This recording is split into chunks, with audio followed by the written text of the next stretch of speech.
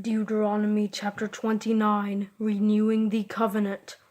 These are the words of the covenant the Lord commanded Moses to make with the Israelites in the land of Moab, in addition to the covenant he had made with them at Horeb.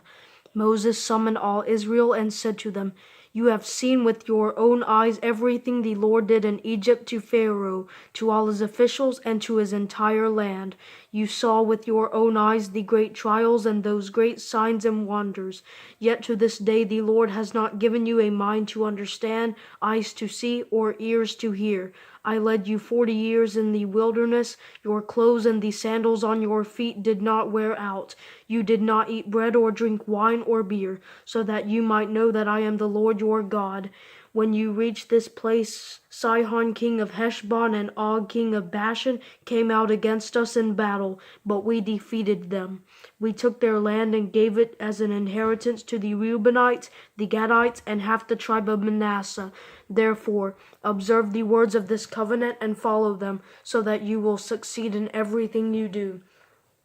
All of you are standing today before the Lord your God, your leaders, tribes, elders, officials, all the men of Israel, your children, your wives, and the foreigners in your camps who cut your wood and draw your water, so that you may enter into the covenant of the Lord your God, which he is making with you today, so that you may enter into his oath, and so that he may establish you today as his people, and he may be your God as he promised you, and as he swore to your fathers Abraham, Isaac, and Jacob.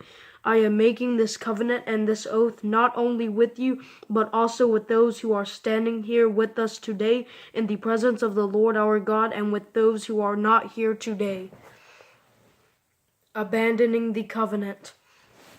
Indeed, you know how we lived in the land of Egypt and passed through the nations where you traveled. You saw their detestable images and idols made of wood, stone, silver, and gold, which were among them. Be sure there is no man, woman, clan, or tribe among you today whose heart turns away from the Lord our God to go and worship the gods of those nations. Be sure there is no root among you bearing poisonous and bitter fruit. When someone hears the words of this oath, he may consider himself exempt, thinking, "I will have peace even though I follow my own stubborn heart." This will lead to the destruction of the well-watered land as well as the dry land.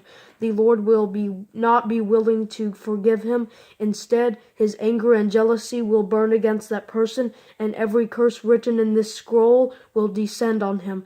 The Lord will blot out his name under heaven and single him out for harm from all the tribes of Israel, according to all the curses of the covenant written in this book of the law. Future generations of your children who follow you and the foreigner who comes from a distant country will see the plagues of the land and the sicknesses the Lord has inflicted on it. All its soil will be a burning waste of sulfur and salt, unsown, producing nothing, with no plant growing on it, just like the fall of Sodom and Gomorrah, Admah and Zeboim, which the Lord demolished in his fierce anger. All the nations will ask, "Why has the Lord done this to this land? Why this great outburst of anger?" Then people will answer, "It is because they abandoned the covenant of the Lord, the God of their fathers, which he had made with them when he brought them out of the land of Egypt. They began to worship other gods, bowing down to gods they had not known, gods that the Lord had not permitted them to worship. Therefore the Lord's anger burned against this land, and he brought every curse written in this book on it. The Lord uprooted them from their land in his anger, rage, and great wrath, and threw them into another land where they are today. The hidden things belong to the Lord our God, but the revealed things belong to us and our children forever, so that we may follow all the words of this law."